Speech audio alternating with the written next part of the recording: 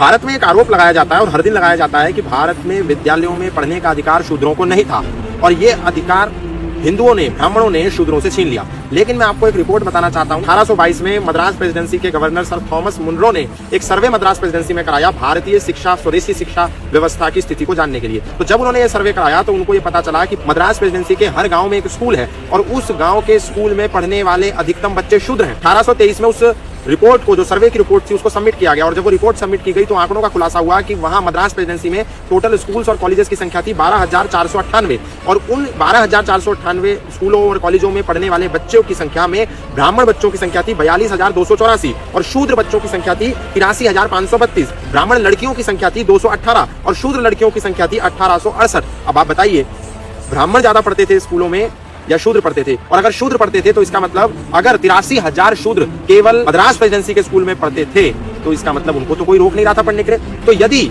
शूद्रों को पढ़ने नहीं दिया जा रहा था तो ये वो कौन लोग थे जो इन सारे विद्यालयों में पढ़ रहे थे? आगे 1835 और 1838 के बीच में विलियम एडम ने भी कुछ रिपोर्ट प्रस्तुत करी और भारतीय शिक्षा व्यवस्था पर एक शोध किया। तो पता चला उस शोध के माध्यम से जो विलियम एडम ने किया, किसी ब्राह्मण व्यक्ति ने नहीं किया कि झूठ बता दे कि नहीं शूद्र भी पढ़ते हैं, अंग्रेज ने किया। और उस अंग्रेज ने जब शोध किया तो पता चला बंगाल और बिहार के सभी शिक्षण संस्थानों में शूद्रों की संख्या भी है, ब्राह्मणों की भी है, वैश्यों की भी है और पढ़ाने वालों में भी, यानी टीचर्स में भी टीचर्स ब्राह्मण भी हैं और शूद्र भी हैं। और यदि कोई ब्राह्मण का बच्चा है तो वो किसी शूद्र टीचर से पढ़ाने में अपने बच्चों को किंचित मात्र भी संकोच नहीं करता है। ये सारी बातें निकल करके आई विलियम एडम के द्वारा किए गए बंगाल और बिहार के शिक्षण संस्थानों पर जो सर्वे था उसमें। विलियम एडम ने जो ये 1835 और 1838 के बीच में सर्वे किया और उसमें उसने एक सर्वे और किया कि 1 लाख गांव के 1 लाख गुरुकुलों के संस्थानों का सर्वे किया और उस सर्वे में ये निकल करके आया कि इन 1 लाख गुरुकुलों में पढ़ने वाले बहुसंख्य लोग शूद्र हैं। इन गुरुकुलों में पढ़ने वाले 20 से 35% ही ब्राह्मण हैं। अब आप सोचिए, यानी कि इस शोध से, ये जो सर्वे अंग्रेजों ने करे, इससे एक बात तो स्पष्ट हो जाती है कि गुरुकुलों के दरवाजे केवल ब्राह्मणों के लिए नहीं खुले थे। वहां केवल मिश्रा जी, दुबे जी, चौबे जी, शर्मा जी,